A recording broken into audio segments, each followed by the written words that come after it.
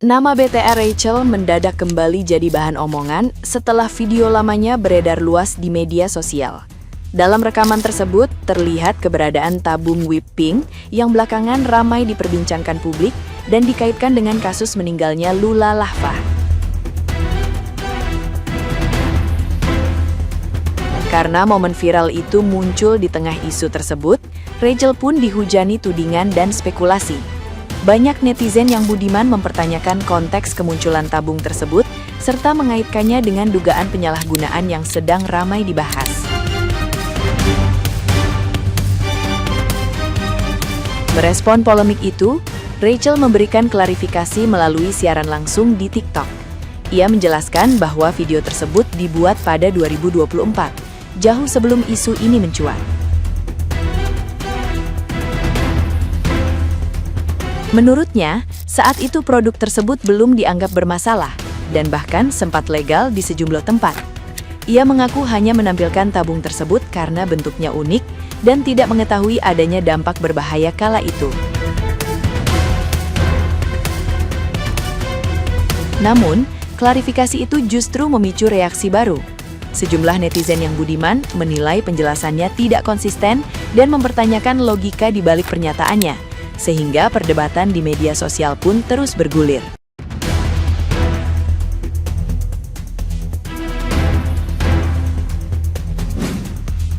Yang di SS itu beneran yang tabung.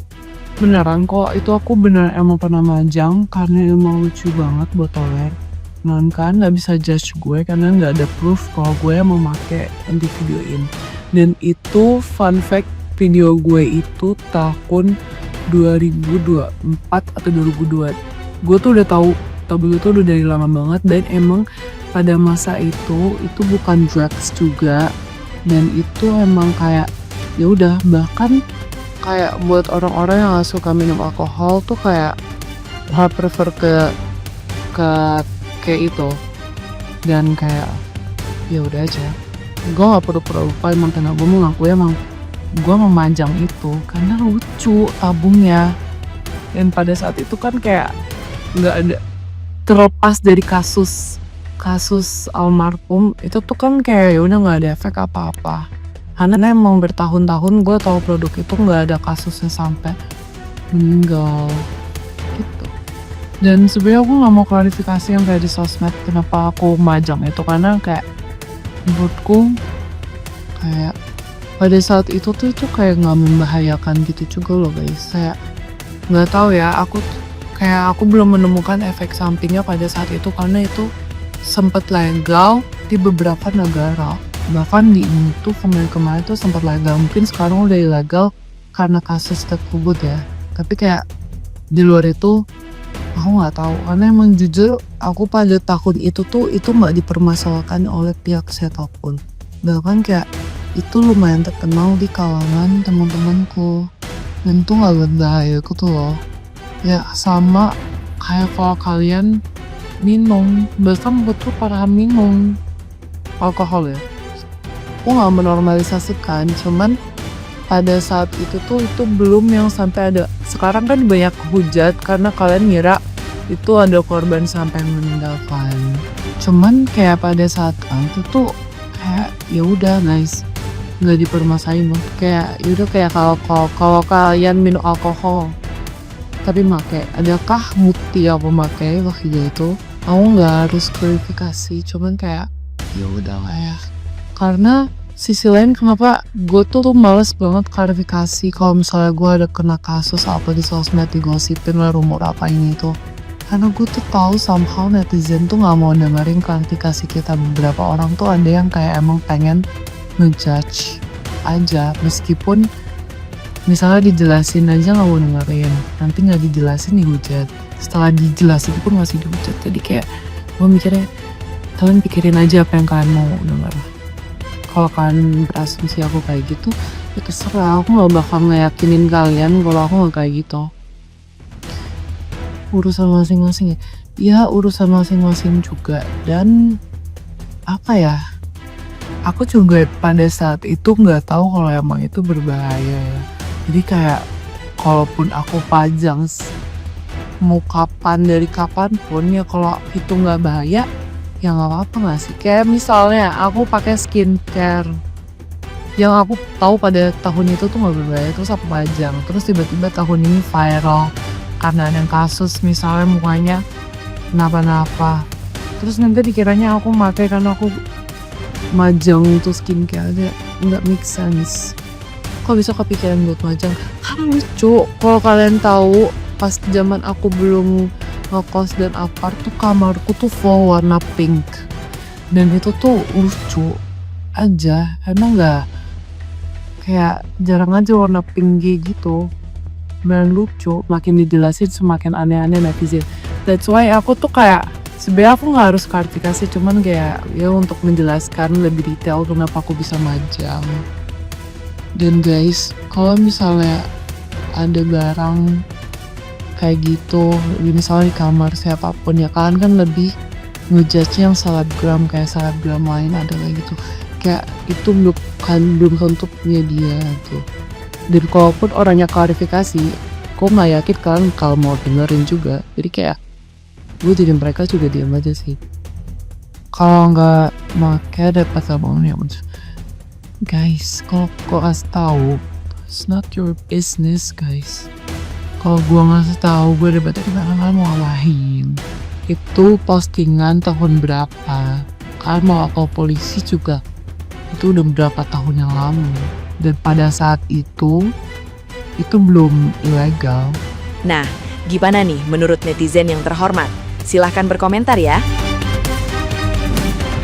Surat terbuka buat para influencer tol yang pakai whipping dengan bangga dan disebarin di sosial media. Lu daripada ngirup whipping, mending lu ngirup asap sate Padang sama sate Madura juga sih. Lagi ini ide siapa sih anjir pakai whipping? Apa biar ngefly? Lu juga nyium bumbu Indomie sama bumbu mie sedap juga ngefly. So, besok kalau mungkin lu mau video mau pakai tuh tabung whipping, tuh pakai aja tabung gas LPG 16 kilo.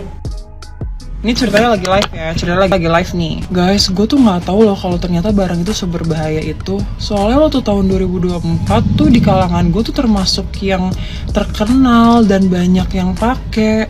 Terus waktu itu kan legal kan, jadi gue tuh ngerasanya ya udah aja karena banyak yang pakai juga. Terus kayak gue baru tahu kalau ternyata seberbahaya itu tuh gara-gara kasus ini. Sumpah, tapi guys, gue sekarang udah nggak punya kok. Gue waktu itu tuh punya itu buat gue pajang doang karena tabungnya selucu itu, walaupun banyak barang lain yang lebih lucu.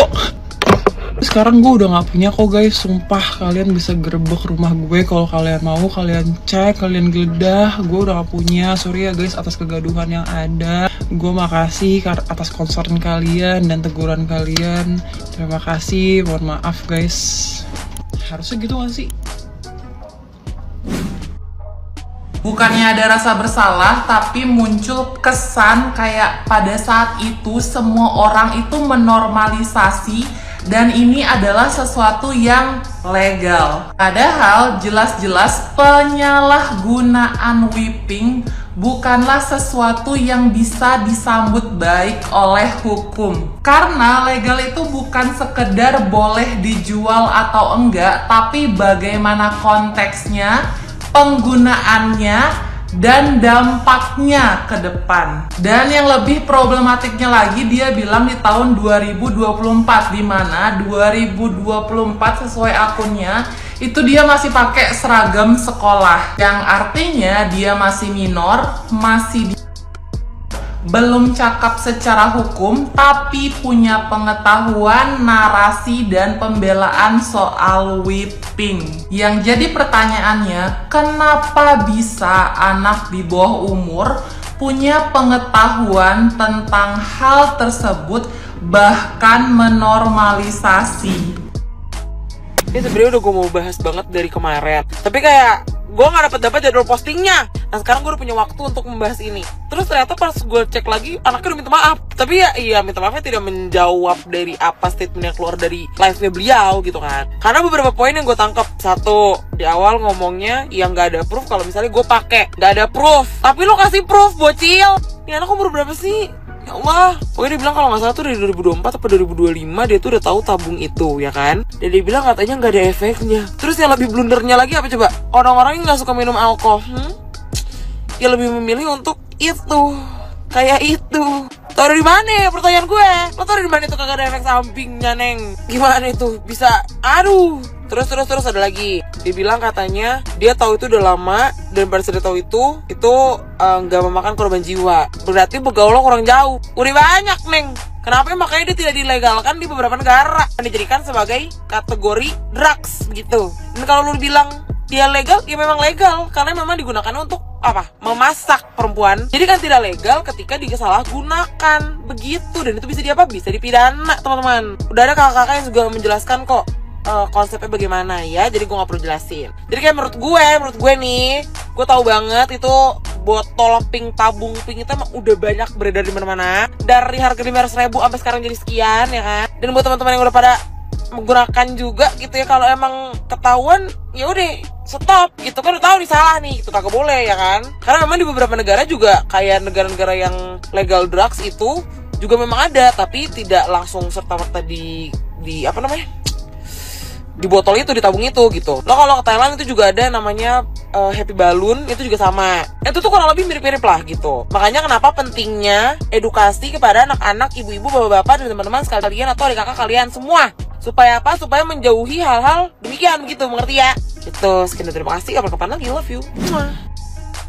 Whipping itu kan nggak bahaya, maksudnya nggak seberbahaya setelah rame sekarang. Dan whipping itu dulu legal, bukan ilegal, apalagi terkait dengan kabar-kabar sekarang. Dan whipping kan bukan narkoboy.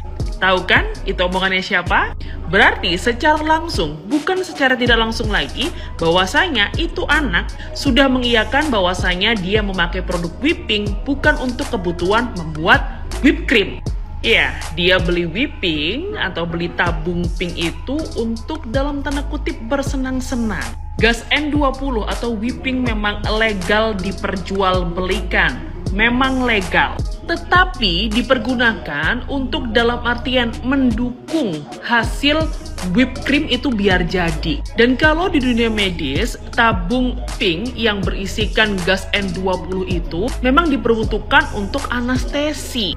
Tetapi disalahgunakan sama orang-orang untuk bisa dibilang gas tertawa. Jadi ada efek ngefly begitu loh. Nah, pirtinyi ini idili, kalau memang kamu beli whipping untuk kesenangan pribadi ya, atau bisa dibilang untuk mencari sensasi ngefly-nya itu, berarti juga sangat kemungkinan besar karena kamu mencari efek ngefly-nya itu, kamu akan mencoba atau mungkin sudah mencoba, saya tidak tahu, hal-hal yang di luar nalar atau yang jauh lebih negatif lagi, alias mencoba narkoboy atau sejenisnya.